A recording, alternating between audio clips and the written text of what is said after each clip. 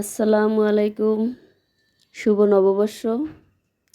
Hello guys, তোমরা সবাই কেমন আছো? আশা করি সকলেই ভালো আছো। আমিও তোমাদের দোয়ায় ভালো আছি। তো আজকের দিন সীমিত কিছু তৈরি করলাম, কিছু পিঠা, ইলিশ, পান্তা আর হাঁসের গোশ। তো তোমাদের সবার দাওয়াত রইল, তোমরা এই দাওয়াতে সবাই অংশগ্রহণ করবে। আর হ্যাঁ, আমিও খেয়ে নিছি, তোমাদেরটাও পাঠিয়ে দিলাম, তোমরাও খেয়ে নিও।